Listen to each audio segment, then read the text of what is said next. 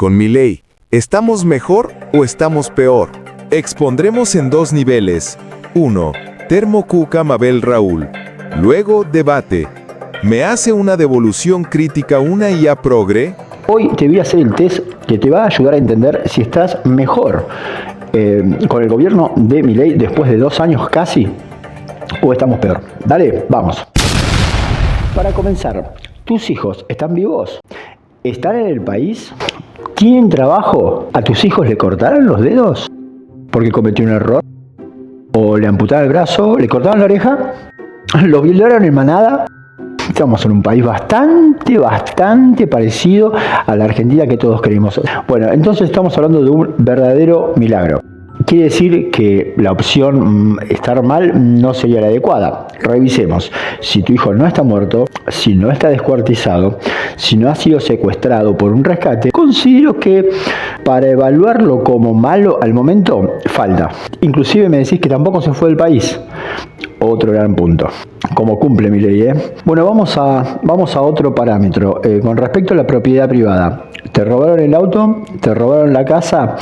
¿Te sacaron de tu casa? ¿Te la ocuparon? Bueno, si eso no pasó, también podríamos decir que no estamos en el peor de los mundos en cuanto a las propiedades, los bienes inmuebles y los bienes muebles. Y vamos a el ámbito social. Ámbito social. ¿Hay desocupación? Puede ser. ¿Cuánta gente? ¿Hay mucha gente en situación de calle? Puede ser. Por ejemplo, en mi barrio hay aproximadamente entre 4 y 6 muchachos que duermen, digamos, entre debajo del puente y otros lugares. Y eso antes no existía. Eso es verdad.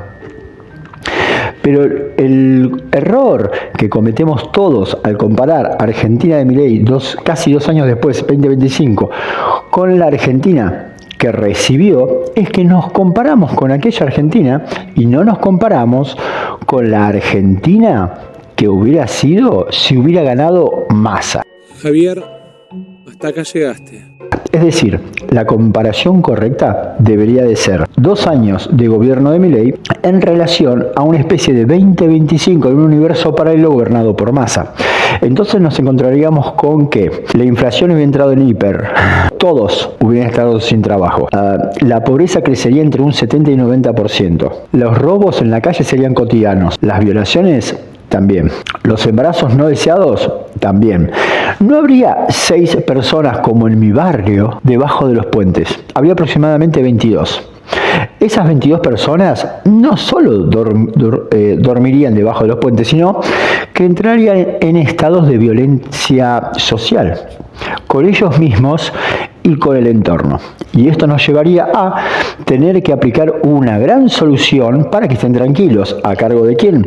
De seguramente alguna asociación u organización no gubernamental, la cual les proveería, por ejemplo, de fentanilo, que es un medicamento en cuanto a lo legal, y los relaja. Naturalmente, los viejos meados que quedarían en esa Argentina estarían muy de acuerdo, porque ellos no les gusta nada que desagrade al Dios cristiano, pero a la hora de la solución, la primera que venga y que a ellos no lo joda. No se puede decir el exterminio porque no es católico, aunque lo sienten así, pero seguramente no tendría ningún problema con otorgarles una dosis de fentanilo como para que no molesten. Ahora, seguramente vos dirás, un país así no solo que es imposible porque no es viable. Y te digo, qué poco conoces a determinados movimientos llamados populistas. El tema es así. Yo te voy a demostrar cómo Argentina puede ser perfectamente viable siendo un país absolutamente desastroso. Esto es, 2000% de inflación anual, 70% de base de pobreza, vida miserable a todos los niveles, pero eso sí, con la hidrovía y el puerto de Vicentín a disposición del gobierno. De esta manera, todo lo que se produzca en el país de manera turbia, inclusive en países limítrofes, puede entrar a través de estas salidas hacia el mundo exterior y Argentina volvería a ser tal vez algo que nunca dejó de ser, que es una casta, es decir, una estancia con un orden piramidal, con obreros sin derechos, que se llaman peones de casta, que hacen actividades como para entretenerse, que también tienen que ver con la economía de la estancia, pero los productos y las materias primas serían de tal alta envergadura que con simplemente usar la nueva aduana, que ya no sería el puerto de Buenos Aires, sino Hidrovía y Puerto Vicentino Santa Fe, podríamos, no nosotros, la casta dirigencial, vivir como jeques árabes. Entonces, este es el gran motivo por el cual las castas en sus generaciones más nuevas, como puede ser Massa, Lustó, Kicillof, toda esta camada, pueden, digamos, al no abordar la realidad de la Argentina que viene, dirigir el país hacia ese destino. Entonces, un tal Lustó, por ejemplo, puede estar en contra de todo esto, pero siendo oposición vivir toda su vida, tipo Luis Juez, tipo Carrió, estando en contra del mal, y a su vez siendo socio de él. Simplemente que nos falta esa nueva instancia. Esa nueva instancia es un nivel de conciencia. Ese nivel de conciencia lo vamos a generar cuando nosotros nos metamos en una información de mucha mayor calidad. A esto se aboca el canal con estos contenidos que son distintos a los habituales, porque en primer lugar tenemos que estar enterados de lo que corre, digamos, de manera viral o general. Pero por si no lo estás notando, estamos entrando ya en un nivel de conciencia muy óptimo en esos estados y estamos empezando a entrar en una profundización, lo cual es buenísimo porque no solo los argentinos hoy que estamos acá haciendo esta batalla cultural somos los beneficiados históricos de esta batalla cultural, sino también que estamos siendo observados por todo el mundo, porque el cambio que está haciendo Argentina es el cambio que quiere el mundo, porque la casta que fagocitó justamente a Argentina, ya fagocitó a Cuba, a Venezuela, va en camino de hacerlo con Bolivia, Brasil en una especie de cuerda floja, Chile otro tanto, y ni hablar de mi querida Europa, de mi querida España, con todos los problemas que hay en cuanto a lo que se pasó de llamar inmigración a invasión cultural.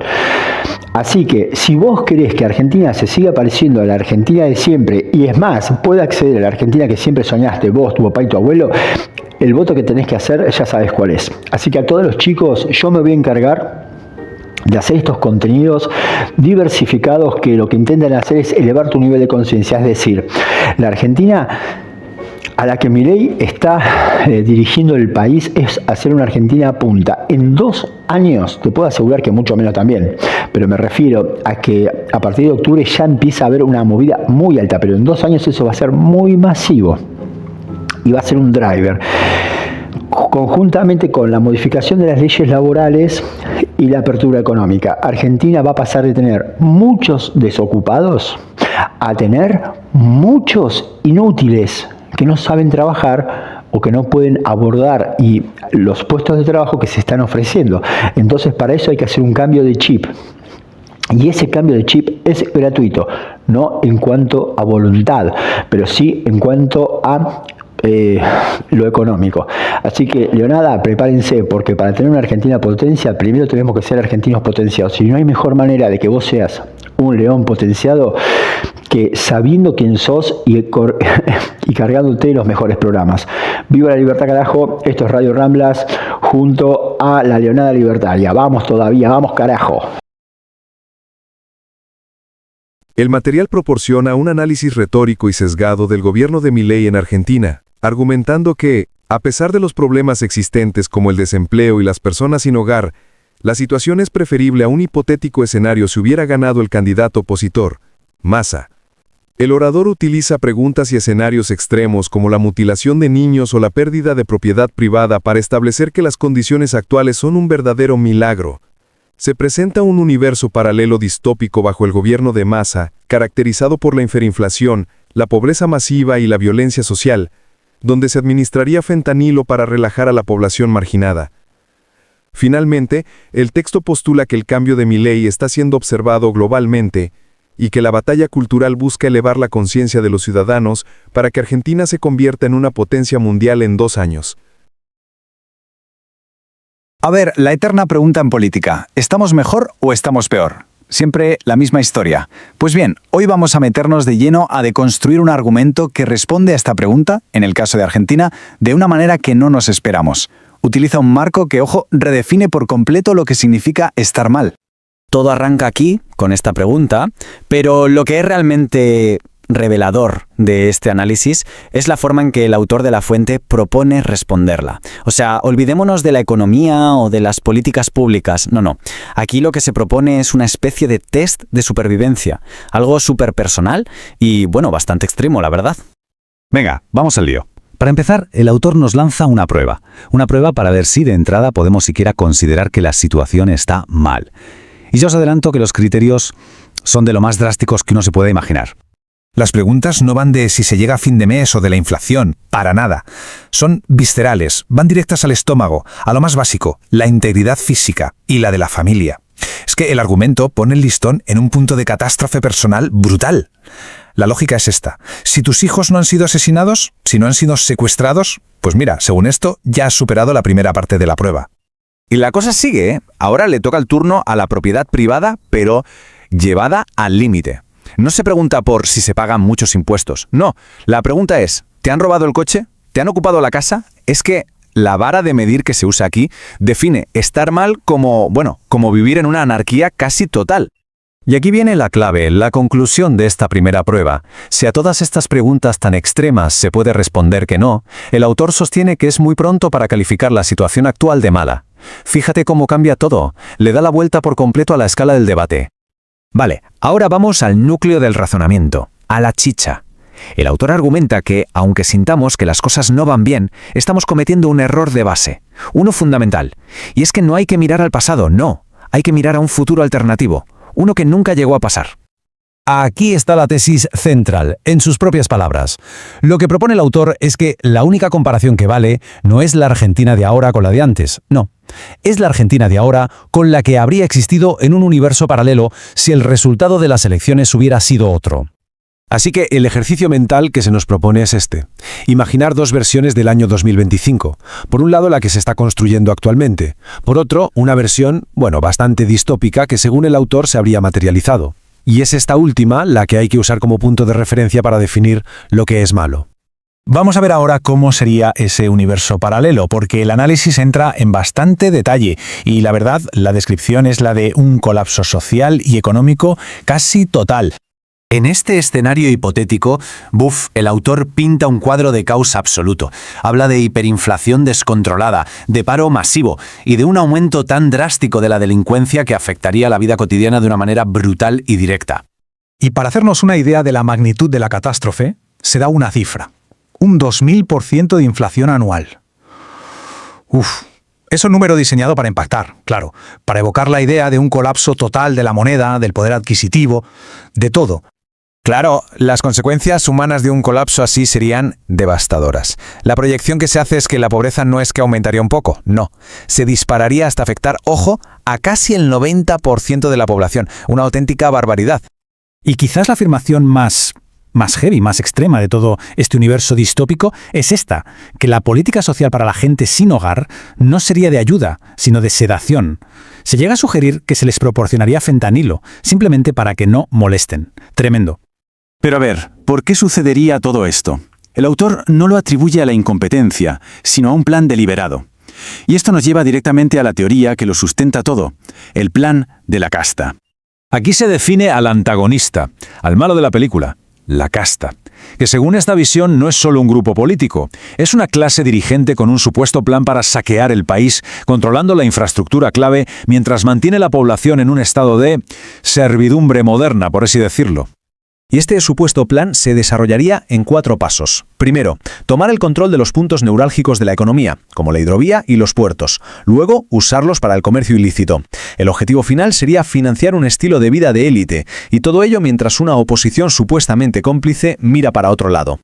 Pero ojo, que el argumento no se queda solo en Argentina. ¿Qué va? El autor lo eleva a una escala mucho mayor, presentándolo como un episodio de una lucha global, una batalla cultural que resuena en todo el mundo. Esta frase es clave. Posiciona a Argentina no como un caso aislado, sino como la vanguardia de un movimiento global. Según esta visión, el mundo está observando porque se enfrenta a problemas similares y busca una solución parecida. Y para reforzar la idea de una lucha global, el autor enumera a otros países que, según su teoría, ya han sido fagocitados, esa es la palabra que usa, o están en el punto de mira de esta misma casta global. Esto, claro, transforma el caso argentino en un símbolo de resistencia a nivel mundial. Entonces, ¿cuál es la solución? La parte final del argumento se centra en la visión de futuro, lo que el autor llama la Argentina potenciada. Pero la respuesta no es política, ni siquiera económica, es otra cosa. El autor incluso establece un calendario para esta transformación, prediciendo un cambio masivo en solo 2 años. Un cambio tan profundo que, fíjate qué ironía, crearía un problema nuevo, una abundancia de trabajos cualificados y una escasez de personas capaces de ocuparlos. Y la solución para este nuevo desafío no es la formación tradicional, sino algo más abstracto. Se habla de un cambio de chip, de elevar el nivel de conciencia. El argumento se desplaza de la política a la psicología. La transformación debe ser interna antes que externa. Y aquí está el meollo de la cuestión. El cambio nacional depende de la transformación individual. Es un llamado a la responsabilidad personal como requisito previo para la prosperidad colectiva. El país, según esta lógica, no puede ser más fuerte que su propia gente. Y terminamos con esta reflexión. Porque, mira, estemos de acuerdo o no con la visión que se ha presentado, lo que es fascinante es la técnica argumental. Al cambiar el punto de comparación del pasado real a un futuro hipotético y distópico, todo el marco del debate se transforma por completo. Una pregunta para darle una vuelta.